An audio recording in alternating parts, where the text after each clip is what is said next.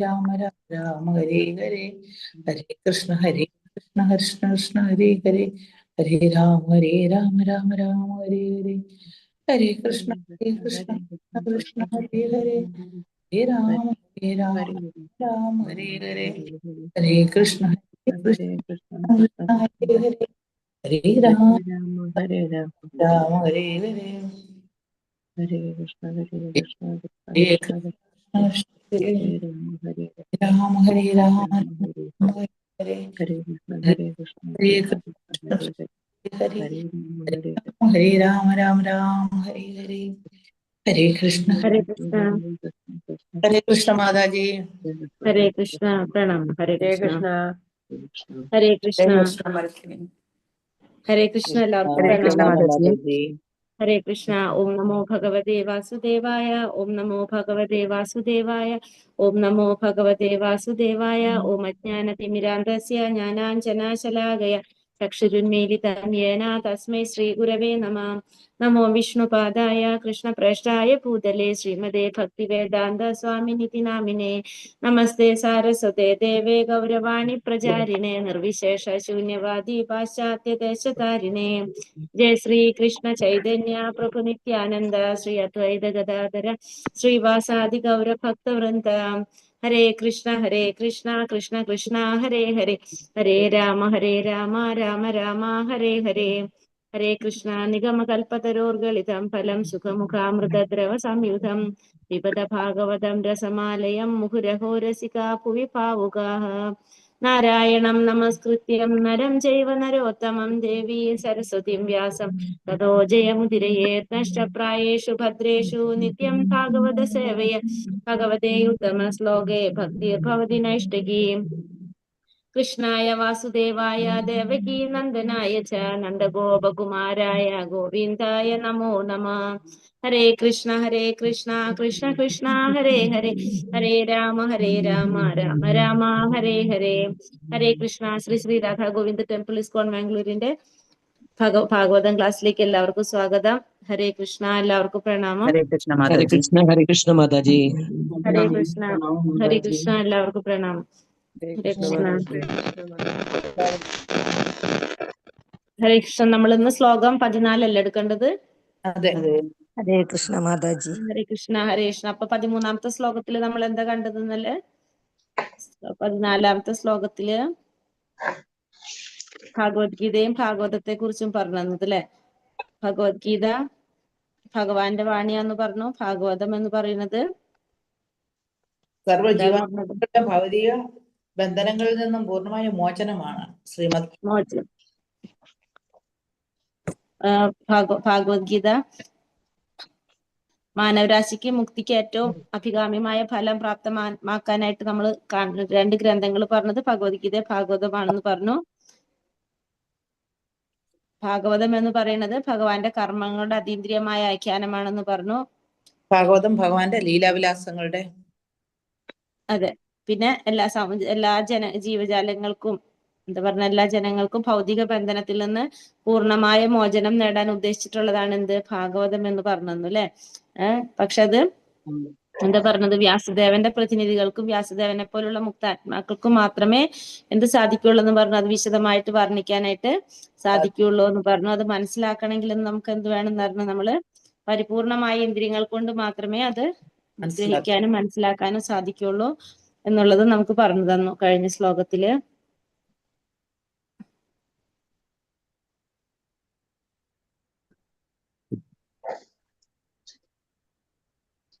ഇനി 14-ാമത്തെ ശ്ലോകം.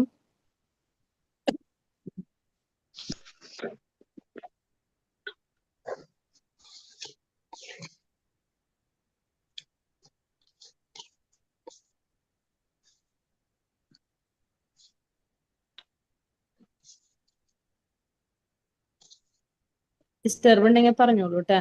മൊബൈൽ ഡാറ്റയാണ്, മൊബൈലിലാണ് നിൽക്കുന്നത്. കേൾക്കുന്നില്ലെങ്കിൽ വീഡിയോ ഓഫ് ചെയ്തേക്കാം.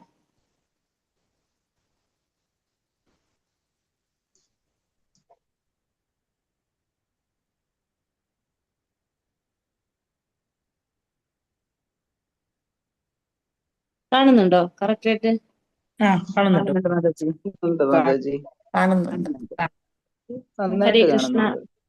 ഹരേ കൃഷ്ണ. ഓം നമോ ഭഗവതേ വാസുദേവായ. ശ്ലോകം 14. തഥോന്യഥാ കിഞ്ചന യദ്വക്ഷതഃ പൃഥക് ദൃശസ്ത കൃതരൂപനാമപി ന കർഹിച്ചിൽ ക്വാപി ച ദുസ്ഥിതാ മതിർലഭേദവാദാഹതനൗരിവാസ്പദം. തഥോന്യഥാ കിഞ്ചന യദ്വക്ഷതഃ പൃഥക് ദൃശസ്ത കൃതരൂപനാമപി ന കർഹിച്ചിൽ കാപി ച ദുസ്ഥിതാ മതിർലഭേദവാദാഹതനൗരിവാസ്പദം. ഹരേ കൃഷ്ണ. ചൊല്ലാം. ഹരേ കൃഷ്ണ. തഥോന്നതകിഞ്ചനയദ്വിവക്ഷത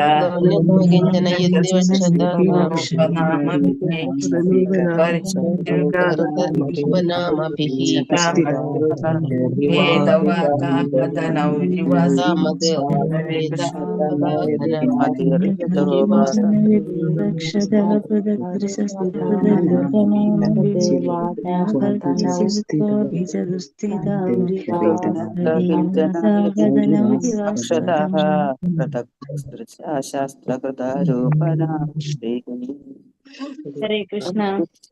തഥോന്യഥാ കിഞ്ചന യദ്വിവക്ഷതഃ പൃഥക് ദൃശസ്ത കൃതരൂപനാമപി ന കർഹിച്ചിൽ ക്വാപി ച ദുസ്ഥിതാ മതിർലഭേദവാദാഹതനൗരിവാസ്പദം. തഥഃ അതിൽ നിന്നും, അന്യഥ പ്രത്യേകം, കിഞ്ചന എന്തോ വസ്തു,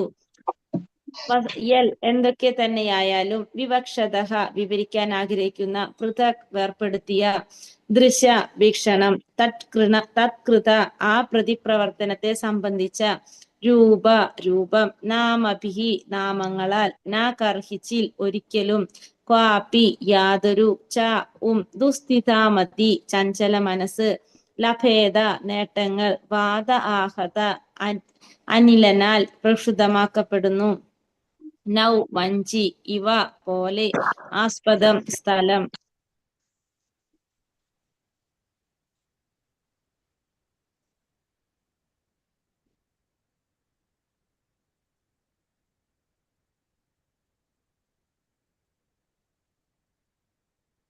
വായിക്കാൻ പറ്റുന്നുണ്ടല്ലോ അല്ലെ? കാണാൻ. ഹരേ കൃഷ്ണ. വിവർത്തനം ഭാവാർത്ഥം. ശ്രീല പ്രഭുപാദ് കി ജയ്. ഭഗവത് വീക്ഷണത്തിൽ നിന്നും അന്യമായി താങ്കൾ വിശദീകരിക്കാൻ ആഗ്രഹിക്കുന്നവ എന്തൊക്കെയായാലും അവ വിശ്രമ സങ്കേതം ലഭിക്കാത്ത ഒരു വഞ്ചിയെ കാറ്റ് വിഷമിപ്പിക്കുന്നത് പോലെ മനസ്സിനെ പ്രക്ഷുബ്ധമാക്കാൻ വിവിധ രൂപത്തിലും നാമത്തിലും ഭാവത്തിലും പരിണാമത്തിലും പ്രതികരിക്കുന്നു. ഇവിടെ എന്താ പറഞ്ഞ, ഭഗവത്ഗീത വീക്ഷണത്തിൽ നിന്നും അന്യമായി താങ്കൾ വിശദീകരിക്കാൻ ആഗ്രഹിക്കുന്നവ എന്തൊക്കെയായാലും, ഭഗവത് വീക്ഷണത്തിൽ നിന്നും അന്യമായി താങ്കൾ വിശദീകരിക്കാൻ ഉദ്ദേശിക്കുന്നവ എന്തൊക്കെ ആയാലും അവ വിശ്രമ കേന്ദ്രം ലഭിക്കാത്തൊരു വഞ്ചിയെ കാറ്റ് വിഷമിപ്പിക്കുന്നത് പോലെ മനസ്സിനെ പ്രക്ഷുബ്ധമാക്കാൻ വിവിധ രൂപത്തിലും നാമത്തിലും ഭാവത്തിലും പരിണാമത്തിലും പ്രതികരിക്കുന്നു.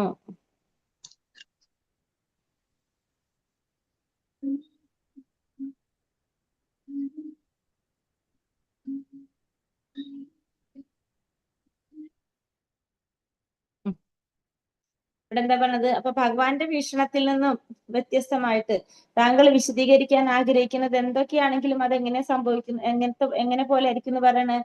ഒരു വഞ്ചി കാറ്റത്ത് വിഷമിക്കുന്ന പോലെ, ഒരു വഞ്ചിയെ കാറ്റ് വിഷമിപ്പിക്കുന്നത് പോലെ മനസ്സിനെ പ്രക്ഷുബ്ധമാക്കാൻ വിവിധ രൂപത്തിലും നാമത്തിലും ഭാവത്തിലും പരിണാമത്തിലും അത് പ്രതികരിക്കണം. പല തരത്തിൽ അത് പ്രതികരിക്കുകയാണ് ചെയ്യുന്നത്. എങ്ങനെയാണെങ്കിൽ ഭഗവാന്റെ വീക്ഷണത്തിന് അന്യമായിട്ടാണ് വിശദീകരിക്കുന്നതെങ്കിൽ. ഭാവാർത്ഥം നോക്കാം. ഭാവാർത്ഥം. ശ്രീല പ്രഭുപാദ് കി ജയ്.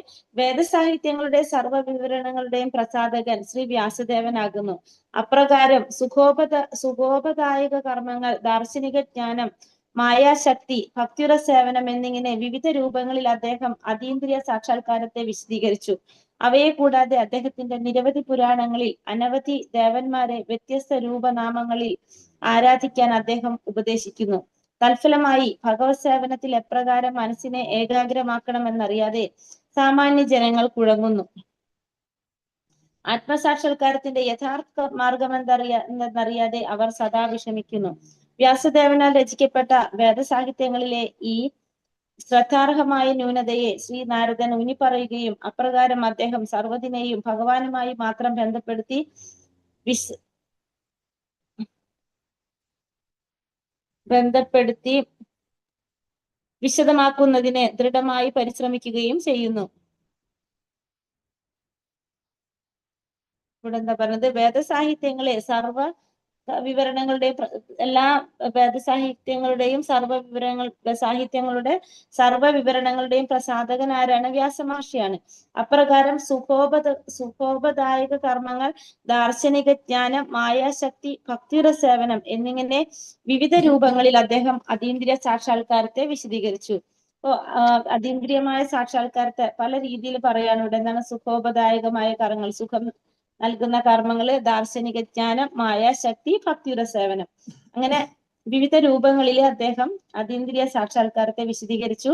അത് മാത്രമല്ല, അദ്ദേഹത്തിന്റെ നിരവധി പുരാണങ്ങളിൽ അനവധി ദേവന്മാരെ വ്യത്യസ്ത രൂപനാമങ്ങളിൽ ആരാധിക്കാൻ അദ്ദേഹം ഉപദേശിക്കുന്നു. പിന്നെ അത് കൂടാതെ അദ്ദേഹത്തിന്റെ പല പുരാണങ്ങളിലും ദേവന്മാരെ വ്യത്യസ്ത രൂപങ്ങളിൽ, നാമങ്ങളിൽ ആരാധിക്കാനായിട്ട് അദ്ദേഹം ഉപദേശിക്കുന്നുണ്ട്. തൽഫലമായിട്ട് ഭഗവത് സേവനത്തിൽ എപ്രകാരം മനസ്സിനെ ഏകാഗ്രമാക്കണം എന്നറിയാതെ ജനങ്ങൾ കുഴങ്ങുന്നു, സാമാന്യ ജനങ്ങൾ. അപ്പോ വ്യാസദേവന്റെ സാഹിത്യങ്ങളും മുഴുവനും എന്താണ്? അദ്ദേഹത്തിന്റെ വിവരണങ്ങളുടെ പ്രസാധകൻ വ്യാസദേവനാകുന്നു. അപ്പൊ അദ്ദേഹം അതില് അതീന്ദ്രിയ സാക്ഷാത്കാരത്തെ കുറിച്ച് പറയുന്നത് എങ്ങനെയാണ്? സുഖോപദായ കർമ്മങ്ങള്, ദാർശനിക ജ്ഞാനം, മായാശക്തി, ഭക്തിയുടെ സേവനം, ഇങ്ങനെ വിവിധ രൂപങ്ങളിൽ അദ്ദേഹം അതീന്ദ്രിയ സാക്ഷാത്കാരത്തെ വിശദീകരിച്ചു. മാത്രമല്ല, ദേവന്മാരെ ആരാധിക്കുന്ന പല രൂപങ്ങളിലും നാമങ്ങളിലും ദേവന്മാരെ ആരാധിക്കുന്നതിനെ കുറിച്ച് ഉപദേശിച്ചു. സ്വാഭാവികമായിട്ടും ജനങ്ങൾക്ക് എന്ത് സംഭവിച്ചു? ജനങ്ങൾക്ക് കുഴങ്ങാൻ തുടങ്ങി. അവർക്ക് മനസ്സിലാകാതെ, ഭഗവത് സേവനം എങ്ങനെയാണ് ചെയ്യേണ്ടതെന്ന് മനസ്സിലാക്കാത്തൊരവസ്ഥയിലേക്ക് വന്നു. ആത്മസാക്ഷാത്കാരത്തിന്റെ യഥാർത്ഥ മാർഗം എന്തെന്നറിയാതെ അവർ സദാ വിഷമിക്കുന്നു. അപ്പോ സ്വാഭാവികമായിട്ടും അവർക്ക് ആത്മസാക്ഷാത്കാരത്തിന്റെ യഥാർത്ഥ മാർഗം എന്താണെന്ന് മനസ്സിലാകാത്തൊരു അവസ്ഥയിലേക്ക് വന്നു. വ്യാസദേവനാൽ രചിക്കപ്പെട്ട വേദസാഹിത്യങ്ങളിൽ ഈ ശ്രദ്ധാർഹമായ ന്യൂനതയെ ശ്രീ നാരദൻ ഊന്നിപ്പറയുകയും അപ്രകാരം അദ്ദേഹം സർവ്വതിനെയും ഭഗവാനുമായി മാത്രം ബന്ധപ്പെടുത്തി വിശദമാക്കുന്നതിന് ദൃഢമായി പരിശ്രമിക്കുകയും ചെയ്യുന്നു. അപ്പോ വേദസാഹിത്യങ്ങളിലുള്ള ഈ ന്യൂനത, വ്യാസദേവനാൽ രചിക്കപ്പെട്ട ഈ വേദസാഹിത്യങ്ങളിൽ ഈ ന്യൂനത നാരദ മഹർഷി ചൂണ്ടിക്കാണിച്ചു കൊടുത്തു. അപ്രകാരം എന്താ പറഞ്ഞത്? സർവ്വതിനെയും ഭഗവാനുമായിട്ട് മാത്രം ബന്ധപ്പെടുത്തി വിശദമാക്കുന്നതിന് ദൃഢമായി പരിശ്രമിക്കുകയും ചെയ്യുന്നു. അപ്പോ ഇതിലുണ്ടായിരുന്ന ന്യൂനതയാണ് അല്ലെ? ഇത്രയും കാര്യങ്ങൾ പറഞ്ഞ കാരണം കൊണ്ട് ആ ഭഗവാനെ കുറിച്ച് ആത്മസാക്ഷാത്കാരത്തിലേക്കുള്ള വഴിയിലേക്ക് ജനങ്ങൾക്ക് എന്ത് സംഭവിച്ചു? അവർക്ക് കൺഫ്യൂഷൻ വന്നു. അപ്പൊ ആ ഒരു ന്യൂനത നാരദ മഹർഷി ചൂണ്ടിക്കാണിക്കുകയാണ് ചെയ്യുന്നത് ഇവിടെ. പരമാർത്ഥത്തിൽ ഭഗവാൻ ഒഴികെ മറ്റൊന്നും അസ്തിത്വമുള്ളതായിട്ടില്ല. ഭഗവാൻ വ്യത്യസ്ത വിസ്തരണങ്ങളായി പ്രത്യക്ഷനാകുന്നു. സമ്പൂർണ്ണ വൃക്ഷത്തിന്റെയും മൂലവേര് ഭഗവാനാകുന്നു.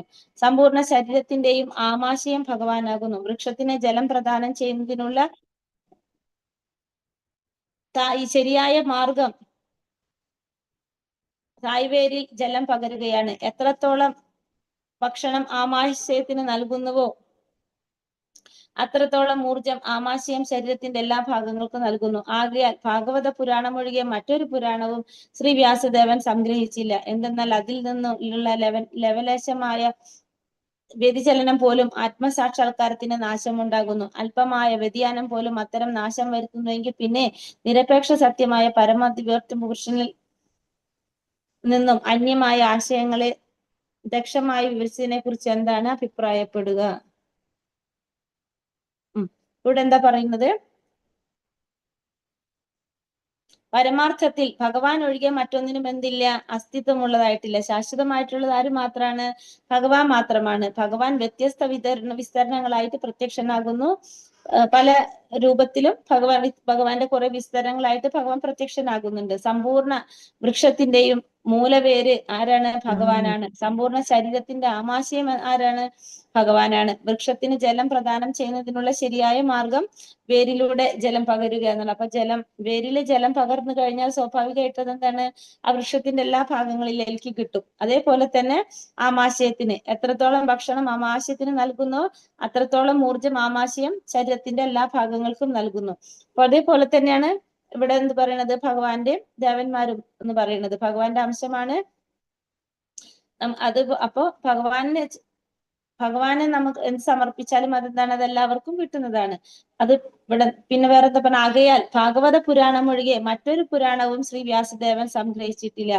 അതുകൊണ്ട് തന്നെ ഭാഗവത പുരാണം അല്ലാതെ വേറൊരു പുരാണവും വ്യാസദേവൻ സംഗ്രഹിച്ചില്ല. എന്തെന്നാൽ അതിൽ നിന്നും ലവലേശമായ വ്യതിചലനം പോലും ആത്മസാക്ഷാത്കാരത്തിന് നാശമുണ്ടാക്കുന്നു. അപ്പോ അതിൽ നിന്നൊരു ചെറിയൊരു മാറ്റം പോലും എന്താണ് സംഭവിക്കുന്നത്, ആത്മസാക്ഷാത്കാരത്തിന് നാശമുണ്ടാക്കുന്നു. അല്പമായ വ്യതിയാനം പോലും അത്തരം നാശം വരുത്തുന്നില്ലെങ്കിൽ പിന്നെ നിരപേക്ഷ സത്യമായ പരമദിവ്യോത്തമ പുരുഷനിൽ നിന്നും അന്യമായ ആശയങ്ങളെ ദക്ഷമായി വിസ്തരിച്ചതിനെ കുറിച്ച് എന്താണ് അഭിപ്രായപ്പെടുക?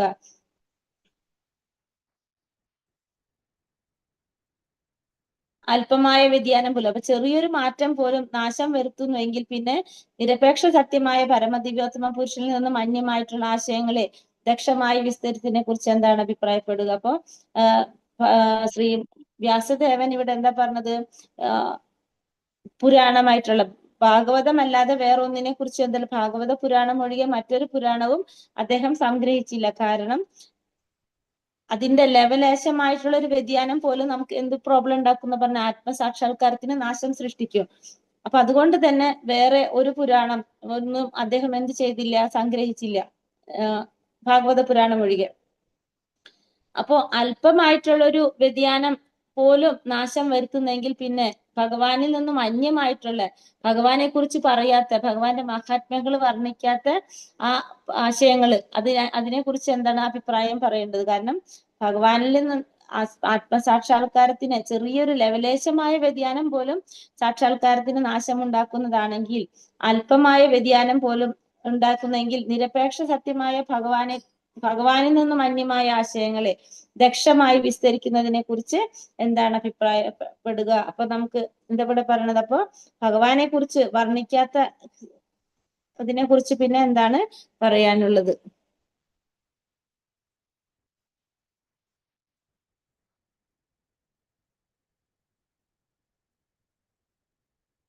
അതീന്ദ്രിയ പ്രേമത്താൽ പരമദിവ്യോത്തമ പുരുഷനുമായുള്ള ശാശ്വത ബന്ധത്തിൽ ആത്മസാക്ഷാത്കാരത്തിനായി കൃത്യമായ മാർഗനിർദ്ദേശം നൽകാൻ കഴിവുള്ള ശ്രീമദ് ഭാഗവത തത്വങ്ങളുടെ പുരോഗതിക്ക് ഹാനികരമായ നിരവധി മതവിഭാഗങ്ങളുടെ ദാരുണ പരിണാമമായ സർവേശ്വരവാദം സൃഷ്ടിക്കുന്നതാണ് ദേവാരാധനയുടെ ആത്യന്തികമായ ന്യൂനത. ഈ സന്ദർഭത്തിൽ വീശിയടിക്കുന്ന കാറ്റാൽ വിഷമിക്കപ്പെടുന്ന വഞ്ചിയുടെ ദൃഷ്ടാന്തം യഥോചിതമാകുന്നു. വിഷയ തെരഞ്ഞെടുപ്പിന്റെ കുഴഞ്ഞ അവസ്ഥ ഹേതുവാകയാൽ സർവേശ്വരവാദിയുടെ വ്യതിചലിച്ച മനസ്സ് ഒരിക്കലും ആത്മസാക്ഷാത്കാരത്തിന്റെ പരിപൂർണതയിൽ എത്തിച്ചേരാൻ സാധ്യമല്ല. അപ്പൊ അതീന്ദ്രിയമായ പ്രേമത്താൽ പരമദിവ്യോത്തമ പുരുഷനുമായുള്ള ശാശ്വത ബന്ധത്തിൽ ആത്മസാക്ഷാത്കാരത്തിനായി കൃത്യമായ മാർഗനിർദ്ദേശം കഴിവുള്ള ശ്രീമദ് ഭാഗവത തത്വങ്ങളുടെ പുരോഗതിക്ക് ഹാനികരമായ നിരവധി മതവിഭാഗങ്ങളുടെ ദാരുണ പരിണാമമായ സർവേശ്വരവാദം സൃഷ്ടിക്കുന്നതാണ് ദേവാരാധനയിലെ ആത്യന്തികമായ ന്യൂനത. അപ്പോ ദേവാരാധനയുടെ ന്യൂനത പറയുന്നത് എന്താണ്? ഇവിടെ ഭഗവാനുമായിട്ട് ഭഗവാനാണ് ആര്? പരമദിവ്യോത്തമ പുരുഷൻ. ആ പരമദിവ്യോത്തമ പുരുഷനായിട്ടുള്ള ശാശ്വതമായ ബന്ധത്തില് ആത്മസാക്ഷാത്കാരത്തിനുള്ള കൃത്യമായ മാർഗനിർദ്ദേശം നൽകാൻ ശ്രീമദ് ഭാഗവതം തത്വങ്ങൾക്ക് സാധിക്കാണ്. പക്ഷെ അതിന് ഹാനികരമായ വിധത്തില് നിരവധി മതവിഭാഗങ്ങളുടെ പരിണാമമായ സർവേശ്വരവാദം സൃഷ്ടിക്കുന്നതാണ് ദേവാരാധനയുടെ ആത്യന്തികമായ ന്യൂനത എന്ന് പറയുന്നത്. അതായത് ദേവന്മാരെ ആരാധിക്കുമ്പോൾ സ്വാഭാവികമായിട്ട് നമ്മൾ പറഞ്ഞില്ല, ദേവന്മാരെ ആരാധിക്കുമ്പോൾ എന്താണ്, ഭൗതികമായ സുഖാനുഭവങ്ങൾ മുഴുവൻ ആര് തരാണ്? നമുക്ക് ദേവന്മാര് തരാണ്. കാരണം അവർക്ക് എന്ത് തരാൻ സാധിക്കില്ല? മുക്തി തരാൻ സാധിക്കില്ല. പക്ഷെ ഭൗതികമായിട്ടുള്ള ആഗ്രഹങ്ങൾ നമ്മളെ നടത്തി തരാൻ ആർക്ക് സാധിക്കും? ദേവന്മാർക്ക് സാധിക്കും. അപ്പൊ സ്വാഭാവികമായിട്ട് നമ്മൾ എന്തിലേക്ക് കൂടുതൽ പോകും? ദേവാരാധനയിലേക്ക് പോകും. അപ്പൊ അവിടെ എന്താ സംഭവിക്കുന്നത്? ആ സാർവത്രികത്വം, അത് ഭഗവാനുമായിട്ടുള്ള സർവേശ്വരവാദം സൃഷ്ടിക്കുക, അതായത് ദാരുണ പരിണാമമായിട്ടുള്ള, അപ്പൊ അതിന്റെ പരിണാമം എന്താ വരുന്നത്? സർവേശ്വരവാദം സൃഷ്ടിക്കുന്നതാണ് അതിന്റെ ഏറ്റവും വലിയ ന്യൂനതയായിട്ട്. അപ്പൊ സർവേശ്വരനാണ് ഭഗവാൻ എന്നുള്ളൊരു കാര്യത്തിൽ എന്ത് വരാണ്? അവിടെ സാധാരണ ജനങ്ങൾക്ക് സംശയം വരാണ്. കാരണം അവർ ഏതിന്റെ പിന്നാലെ പോകാണ്? ദേവാരാധനയുടെ പിന്നാലെ പോകാണ്. എന്താ പറഞ്ഞ, ഈ സന്ദർഭത്തിൽ വീശിയടിക്കുന്ന കാറ്റാൽ വിഷമിപ്പിക്കപ്പെടുന്ന വഞ്ചിയുടെ ദൃഷ്ടാന്തം യഥോചിതമാകുന്നു. കാരണം ജനങ്ങൾക്ക് എന്ത് വരാണ്? ജനങ്ങൾക്ക് സംശയം വരാണ്. ഭഗവാൻ ആരാധിക്കണോ ദേവന്മാരെ ആരാധിക്കണോ എന്നുള്ളൊരു സംശയം അവർക്ക് വരാണ്. സ്വാഭാവികമായിട്ടും അവരുടെ ഉള്ളിൽ എന്ത് വരണം? അപ്പൊ അവിടെ വിഷമിപ്പിക്കുന്നത് പോലെ, അതായത് വീശിയടിക്കുന്ന കാറ്റാൽ വിഷമിപ്പിക്കപ്പെടുന്ന വഞ്ചിയുടെ ദൃഷ്ടാന്തം, അത് അങ്ങോട്ടും ഇങ്ങോട്ടും ആടിക്കൊണ്ടിരിക്കുന്ന പോലെ തന്നെ വിഷയം തെരഞ്ഞെടുപ്പിന്റെ കുഴഞ്ഞ അവസ്ഥ ഹേതുവാകയാൽ അപ്പൊ അവർക്ക് ആ വിഷയം തെരഞ്ഞെടുക്കാനായിട്ട് ഒരു കുഴഞ്ഞ അവസ്ഥയിലേക്ക് അവർ പോകും. സർവേശ്വരവാദിയുടെ വ്യതിചലിച്ച മനസ്സൊരിക്കലും ആത്മസാക്ഷാത്കാരത്തിന്റെ പരിപൂർണതയിൽ എത്തിച്ചേരാൻ സാധിക്കില്ല. അപ്പൊ അങ്ങനെ ആകുമ്പോൾ ഓട്ടോമാറ്റിക്കലി എന്ത് സംഭവിക്കും? അവർക്ക് ആത്മസാക്ഷാത്കാരത്തിന്റെ പരിപൂർണതയിലേക്ക് പാതയിലേക്ക് എത്തിച്ചേരാനായിട്ട് അവർക്ക് സാധിക്കില്ല.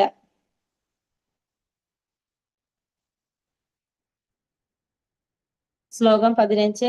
ജുഗുപ്സിതം ധർമ്മകൃതേന ശാസതഃ സ്വഭാവരക്തസ്യ മഹാൻ വ്യതിക്രമഃ യദ്വാക്യതോ ധർമ്മ ഇതീതരസ്ഥിതോ ന മന്യതേ തസ്യ നിവാരണം ജനഃ. ജുഗുപ്സിതം ധർമ്മകൃതേന ശാസതഃ സ്വഭാവരക്തസ്യ മഹാൻ വ്യതിക്രമഃ യദ്വാക്യതോ ധർമ്മ ഇതീതരസ്ഥിതോ ന മന്യതേ തസ്യ നിവാരണം ജനഃ. ഹരേ കൃഷ്ണ. വായിച്ചോളൂ. ഹരേ കൃഷ്ണ. ധർമ്മകൃതേന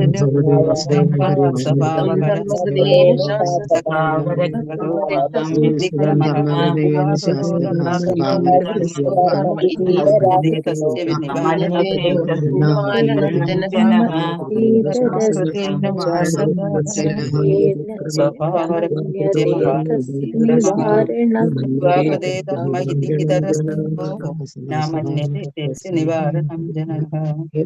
കൃഷ്ണ. ഹരേ കൃഷ്ണ. ജുഗുപ്സിതം ധർമ്മകൃതേന ശാസതഃ സ്വഭാവരക്തസ്യ മഹാൻ വ്യതിക്രമഃ യദ്വാക്യതോ ധർമ്മ ഇതീതരസ്ഥിതോ ന മന്യതേ തസ്യ നിവാരണം ജനഃ. ജുഗുപ്സിതം യഥാർത്ഥമായി പരിത്യജിക്കുക, ധർമ്മകൃതേ മതസംബന്ധ വിഷയത്തിന്റെ, അനുശാസതഃ നിർദ്ദേശം, സ്വഭാവരക്തസ്യ സ്വാഭാവിക പ്രവണത, മഹാൻ മഹാനായ, വ്യതിക്രമ അനുചിതമായി, യൽ വാക്യത ആരുടെ നിർദ്ദേശാനുസരണം, ധർമ്മഃ ധർമ്മം, മതം, ഇത് പ്രകാരമാകുന്നു, ഇതരഹ സാമാന്യ ജനങ്ങൾ, സ്ഥിതഃ ദൃഢീകൃതമാക്കി, ന ചെയ്യരുത്, മന്യത വിചാരിക്കുക, തസ്യ അതേപറ്റി, നിവാരണം വിലക്ക്, ജതഃ അവർ. വിവർത്തനം ഭാവാർത്ഥം. ശ്രീല പ്രഭുപാദ് ജയ്.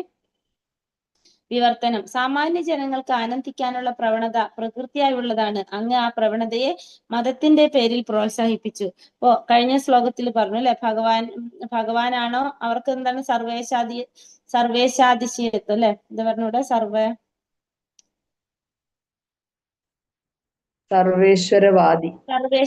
സർവേശ്വരവാദം. അതായത് ഭഗവാൻ സർവേശ്വരനാണെന്നുള്ളൊരു വാദം, അവർക്ക് സർവേശ്വരനാണെന്നുള്ളൊരു എന്താണ് സംഭവിക്കുക, അവർക്കൊരു കുഴച്ചിൽ വരാണ് അതിൽ അല്ലെ. സർവേശ്വരനാണ് കാരണം അവരാഗ്രഹിക്കുന്ന കാര്യങ്ങൾ മുഴുവൻ അവർക്ക് ആര് നടത്തി കൊടുക്കാണ്? ദേവന്മാരിൽ നിന്ന് കിട്ടാണ്. കാരണം ആ ഭൗതികമായിട്ടുള്ള കാര്യങ്ങൾ, ഭൗതികമായിട്ടുള്ള ആഗ്രഹങ്ങള്, സുഖങ്ങളൊക്കെ എവിടെ നിന്ന് കിട്ടും? ദേവന്മാരിൽ നിന്ന് കിട്ടുമ്പോൾ സ്വാഭാവികമായിട്ടും അവർക്ക് എന്ത് വരാണ്? ആ സർവേശ്വരത്വത്തില് സംശയം വരാണ് അവർക്ക്. അവർ കുഴയുന്നൊരു മനസ്സിൽ ആര് വരാണ്? ഇത് മറ്റുള്ള സാധാരണ ജനങ്ങളെല്ലാം വരാണ്. അപ്പൊ ഇവിടെ എന്താ പറഞ്ഞത്? അതുകൊണ്ട് തന്നെ സാമാന്യ ജനങ്ങൾ പൊതുവെ എങ്ങനെയാണ് ആനന്ദിക്കാനുള്ള പ്രവണത? അവർക്ക് പ്രകൃതിയുള്ളതാണ് എല്ലാവർക്കും. അത് അങ്ങ് ആ മതത്തിന്റെ പേരിൽ പ്രവണതയെ പ്രോത്സാഹിപ്പിച്ചു.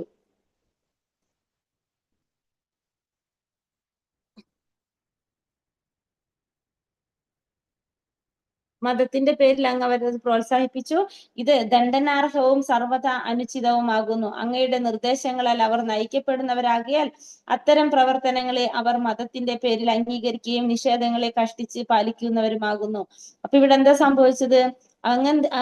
വ്യാസമഹർഷി എന്താ ചെയ്തത്? പറഞ്ഞിരിക്കുന്നത് ദേവന്മാരെ ആരാധിക്കുന്നതിനെ കുറിച്ച് പറഞ്ഞു, സാക്ഷാത്കാരത്തിന് കുറെ കാര്യങ്ങൾ പറഞ്ഞു.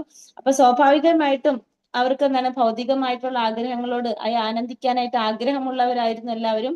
അപ്പൊ അത് അവർക്ക് എന്താ സംഭവിക്കുന്നത്? അവർക്കതൊരു പ്രോത്സാഹനമായിട്ട് മാറാണ് ചെയ്യുന്നത്. കാരണം അത് ശാസ്ത്രങ്ങളിൽ പറഞ്ഞ പ്രകാരം ധർമ്മമായിട്ട് മാറി. കാരണം വേദശാസ്ത്രങ്ങളിൽ പറഞ്ഞതാണ്. അപ്പൊ അത് മതത്തിന്റെ പേരിൽ അവർക്കത് പ്രോത്സാഹനം കിട്ടുന്ന പോലെയായിട്ട് മാറി. ഇതെന്താണെന്ന് പറഞ്ഞത്? ദണ്ഡനാർഹവും സർവ്വത അനുചിതവുമാണ്. അപ്പൊ ഈ ചെയ്തത് എങ്ങനെയുള്ളതാണ്? ദണ്ഡനാർഹമാണ്, അതുപോലെ തന്നെ സർവ്വത അനുചിതമായിട്ടുള്ള ഒരു കാര്യമാണെന്ന് കൂടി ഇവിടെ നാരദ മഹർഷി വ്യാസ മഹർഷിയോട് പറയുകയാണ്. അങ്ങയുടെ നിർദ്ദേശങ്ങളാൽ അവർ നയിക്കപ്പെടുന്നവരാകിയാൽ അത്തരം പ്രവർത്തനങ്ങളെ അവർ മതത്തിന്റെ പേരിൽ അംഗീകരിക്കുകയും നിഷേധകങ്ങളെ കഷ്ടിച്ച് പാലിക്കുന്നവരുമാകുന്നു. അപ്പോ വ്യാസ മഹർഷിയുടെ ഈ ഇത് എന്താ പറയുക, ശാസ്ത്രങ്ങള് അവർ അംഗീകരിക്കുന്നവരായതുകൊണ്ട് തന്നെ, അങ്ങയുടെ നിർദ്ദേശങ്ങൾ കൊണ്ട് നയിക്കുന്നവരായതുകൊണ്ട് തന്നെ അവരെന്താ ചെയ്യുന്നത്, ഇത്തരത്തിലുള്ള പ്രവർത്തനങ്ങളെ മതത്തിന്റെ പേരിൽ അവർ അംഗീകരിച്ചു. മാത്രമല്ല നിഷേധങ്ങളെ കഷ്ടിച്ച് പാലിക്കുന്നവരുമായി മാറിയാര്, ഈ സാധാരണ ജനങ്ങളെല്ലാം.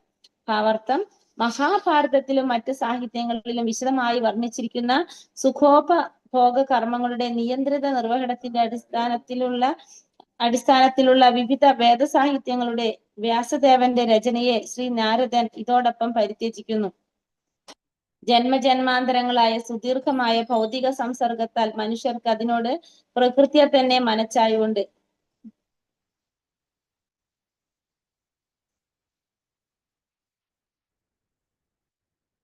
ആകയാൽ ഭൗതിക ശക്തിക്ക് അതീതമായി ഭഗവാനെ പ്രാപ്തമാക്കാൻ പരിശീലനത്താൽ മാനവർ പരിശ്രമിക്കുന്നു.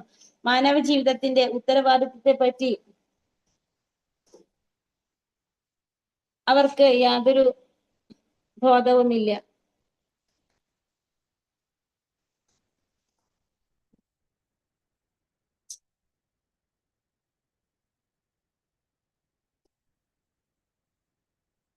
മിഥ്യയായ ഭൗതിക ബന്ധനത്തിൽ നിന്നും സ്വതന്ത്രമാകാനുള്ള ഒരു അവസരമാണ് മനുഷ്യജന്മം.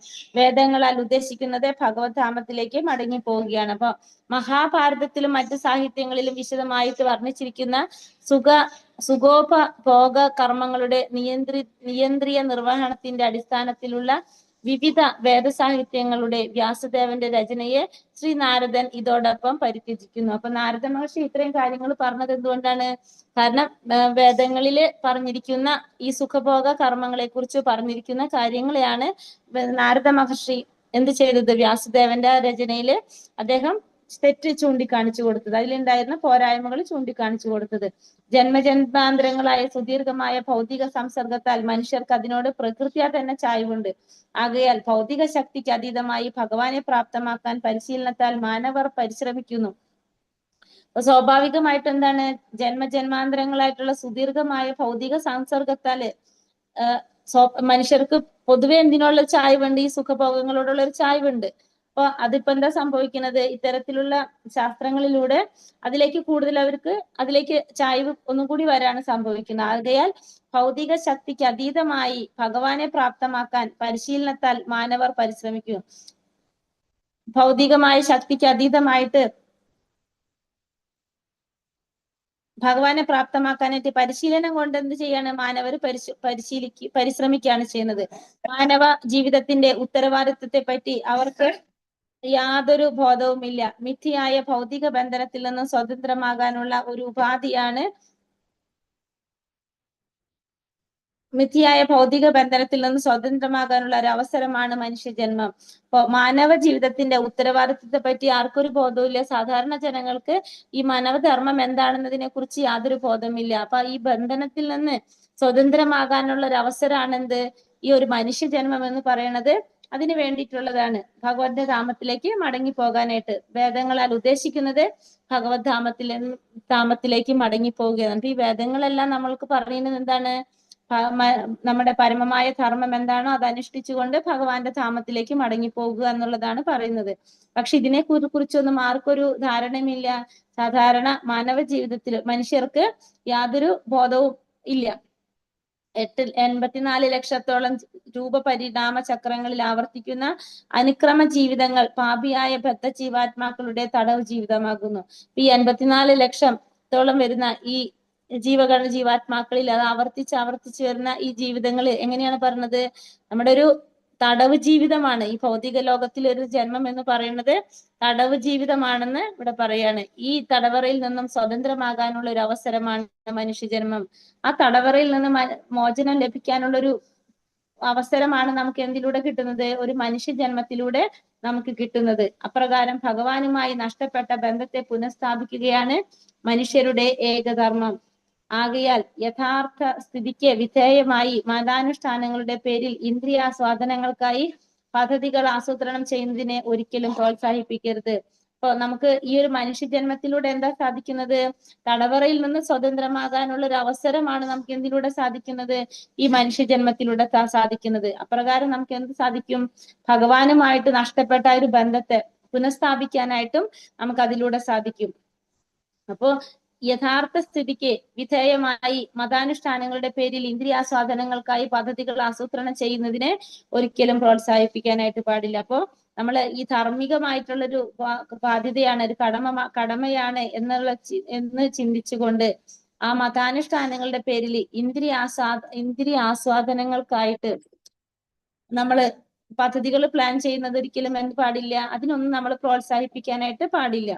പക്ഷെ എന്താ പറയുക, മാനവരാശിയുടെ അത്തരം വ്യതിചലനങ്ങൾ തെറ്റായ സംസ്കാരത്തിൽ പരിണമിക്കുന്നു. അപ്പൊ ഇത്തരത്തിലുള്ള നമ്മുടെ മാറ്റങ്ങൾ എന്തിലേക്കാണ് കൊണ്ടുപോകുന്നത്? തെറ്റായ ഒരു സംസ്കാരത്തിലേക്കായിരിക്കും നമ്മളെ കൊണ്ടുപോകുന്നത്. മഹാഭാരതം തുടങ്ങിയ വേദ വ്യാഖ്യാനങ്ങളുടെ അധികാരി ശ്രീല വ്യാസദേവനാകുന്നു. ഒരു രൂപത്തിൽ അല്ലെങ്കിൽ മറ്റൊരു രൂപത്തിലുള്ള ഇന്ദ്രിയാസ്വാദനത്തിന് അദ്ദേഹം നൽകുന്ന പ്രോത്സാഹനം ആത്മീയ പുരോഗതിക്ക് മഹാപ്രതിബദ്ധമാകുന്നു. അപ്പൊ മഹാഭാരതം തുടങ്ങിയിട്ടുള്ള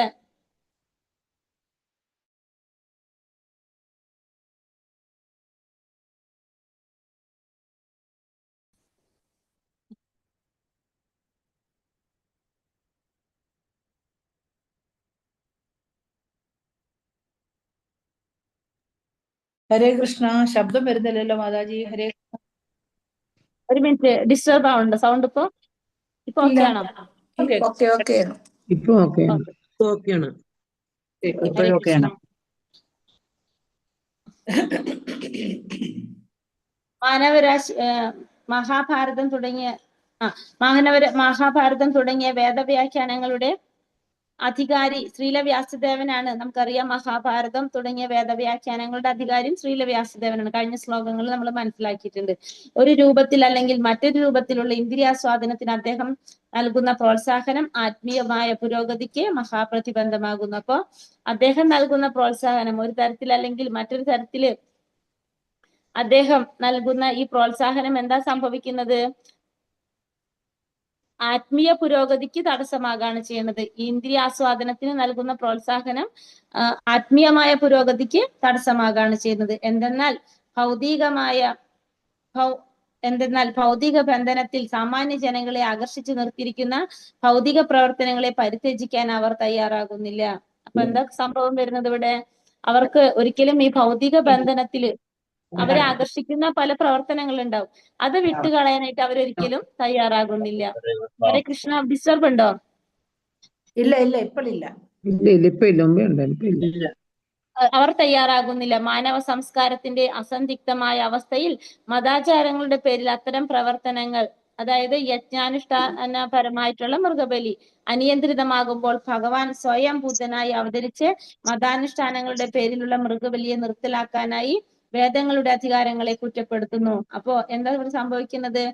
ഇത്തരത്തിലുള്ള പ്രവർത്തനങ്ങൾ അവർ വിട്ടുകളയാനായിട്ട് സാധാരണ ജനങ്ങള് പരിത്യജിക്കാനായിട്ട് തയ്യാറാകാതെ വരികയാണ് ഭൗതിക ബന്ധനത്തിൽ. കാരണം അവരെ കൂടുതൽ ആകർഷിച്ചിരിക്കുന്നത് എന്താണ്? അത്തരത്തിലുള്ള പ്രവർത്തികളാണ്, ഭൗതിക പ്രവർത്തനങ്ങൾ.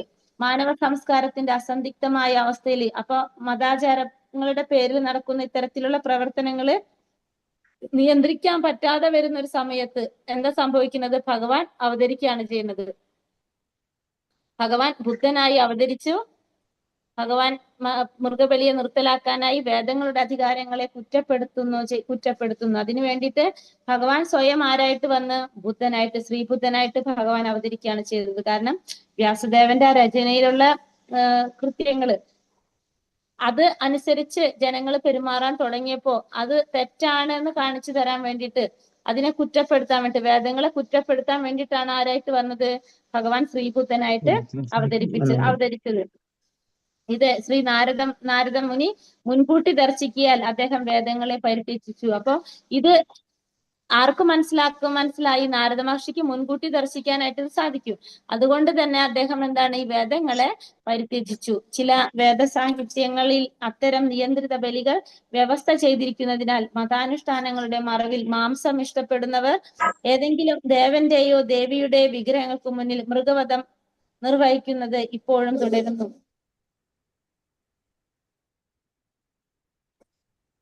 ഇപ്പൊ ഇവിടെ എന്താ പറഞ്ഞത്? ചില വേദസാഹിത്യങ്ങളിൽ അത്തരം നിയന്ത്രിത ബലികൾ വ്യവസ്ഥ ചെയ്തിരിക്കുന്നതിനാൽ. അപ്പൊ ചില വേദങ്ങളിൽ എന്താ പറഞ്ഞിരിക്കുന്നത്? ഇത്തരത്തിലുള്ള മൃഗബലികള് വ്യവസ്ഥ ചെയ്തിട്ടുണ്ട്. പക്ഷെ മതാനുഷ്ഠാനങ്ങളുടെ മറവിൽ മാംസം ഇഷ്ടപ്പെടുന്നവർ എന്താ ചെയ്യുന്നത്?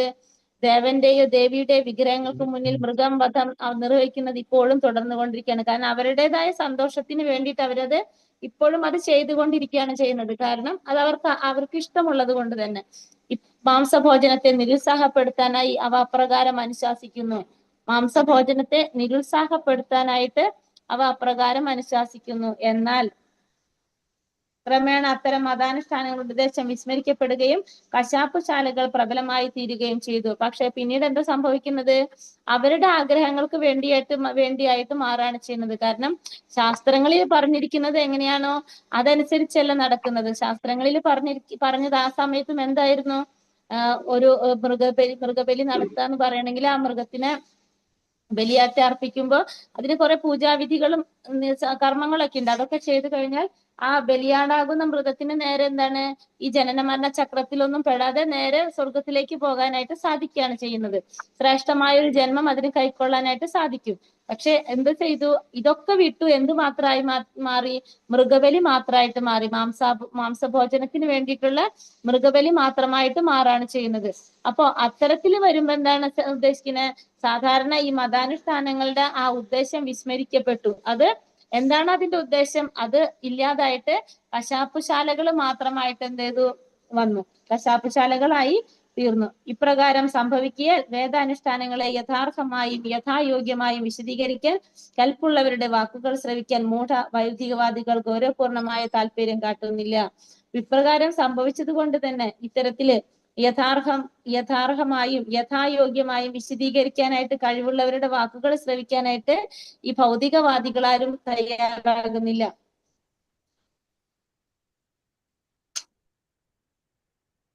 അതിവിപുലമായ പ്രവർത്തനങ്ങളിലൂടെയോ ധനസമാഹരണത്തിലൂടെയോ ജനസംഖ്യാ വർധനവിലൂടെയോ പോലും ജീവിതത്തിന്റെ പരിപൂർണത പ്രാപ്തമാക്കാൻ സാധ്യമല്ലെന്ന് വേദങ്ങളിൽ സുവ്യക്തമായും സവിശേഷമായും പ്രതിപാദിച്ചിരിക്കുന്നു.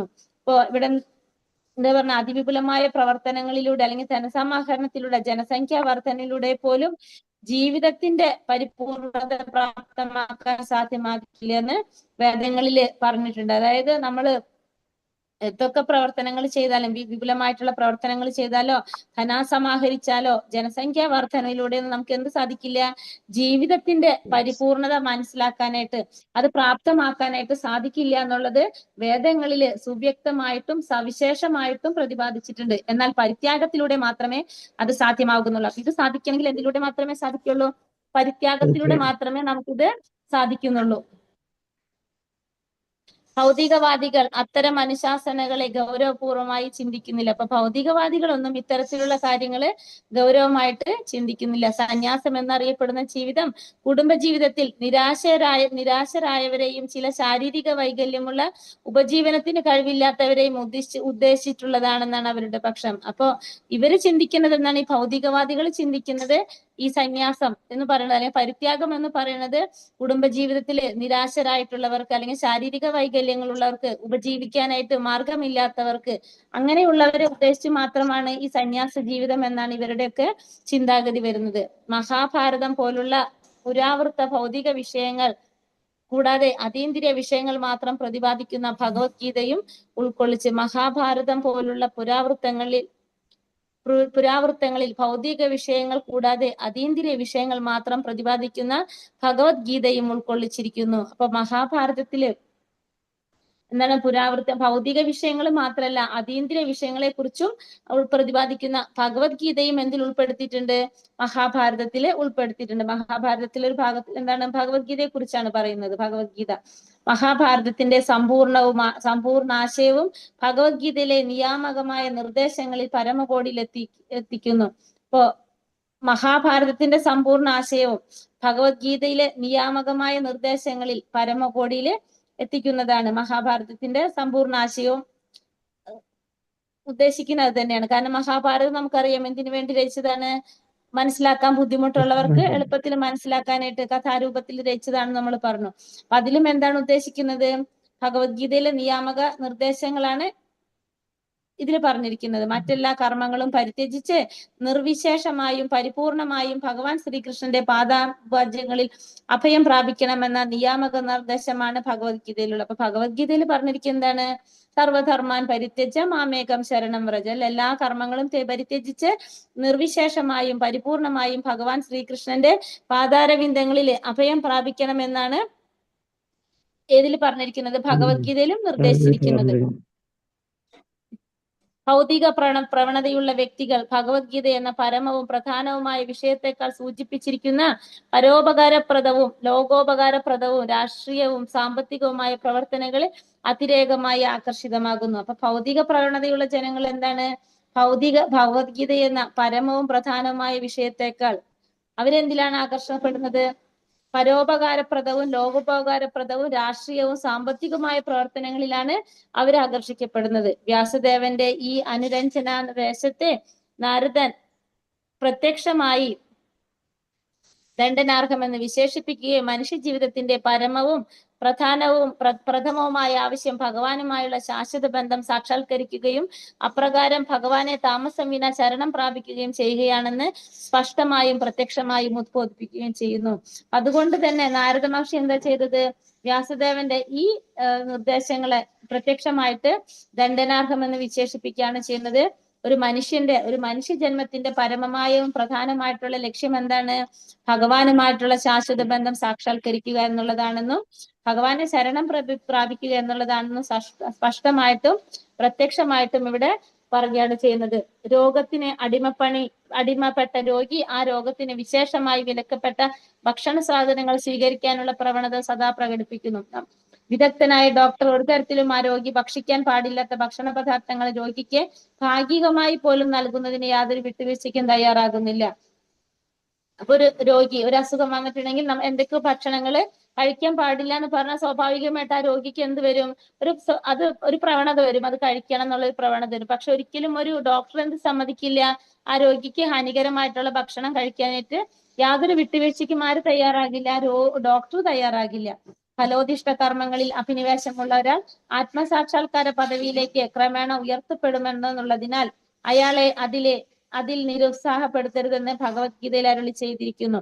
ആത്മസാക്ഷാത്കാരം ഇല്ലാത്ത ദാർശനികന്മാർക്ക് ഇത് ചിലപ്പോഴൊക്കെ പ്രായോഗികമാകുന്നു. എന്നാൽ ഭക്തിയുടെ മാർഗത്തിലുള്ളവരെ അപ്രകാരം സദാ ഉപദേശിക്കേണ്ട ആവശ്യമില്ല. ഫലോദിഷ്ട കർമ്മങ്ങളിൽ അഭിനിവേശമുള്ള ഒരാൾ ആത്മസാക്ഷാത്കാര പദവിയിലേക്ക് ക്രമേണ ഉയർത്തപ്പെടുന്നതിനാൽ, അപ്പൊ ഈ ഫലോദിഷ്ട കർമ്മങ്ങളിൽ അഭിനിവേശം തന്നെ. അപ്പൊ ചിലപ്പോ നമ്മൾ ആദ്യം എങ്ങനെ ചെയ്യണത്? ഫലോദിഷ്ട കർമ്മങ്ങള് ഫലം ആഗ്രഹിച്ചുകൊണ്ട് കർമ്മം ചെയ്യുന്നതില് ഒരാൾക്ക് ആഗ്രഹം വരുമ്പോ ആത്മസാക്ഷാത്കാര പദവിയിലേക്ക് ക്രമേണ ഉയർത്തപ്പെടുന്നുള്ളതിനാൽ അയാളെ അതിൽ നിരുത്സാഹപ്പെടുത്തരുതെന്ന് ഭഗവത്ഗീതയിൽ ചെയ്തിരിക്കുന്നു. അപ്പോ ആദ്യം കർമ്മം ചെയ്യുമ്പോ എങ്ങനെയാണ്? ഫലോദിഷ്ട കർമ്മങ്ങളായിരിക്കും നമ്മൾ ചെയ്തു പോകുന്നത്. നമ്മൾ ഫലം ആഗ്രഹിച്ചുകൊണ്ട് കർമ്മം ചെയ്യാണ്. അങ്ങനെ ചെയ്ത് നമുക്ക് എന്തിലേക്ക് ഉയരാം? പതുക്കെ ആത്മസാക്ഷാത്കാരത്തിലേക്ക് ഉയരാൻ സാധിക്കും. അപ്പൊ ഭഗവത്ഗീതയിൽ പറയുന്നതും അത് തന്നെയാണ്. അങ്ങനെയുള്ള വ്യക്തിയെ നമ്മൾ എന്ത് ചെയ്യരുത്?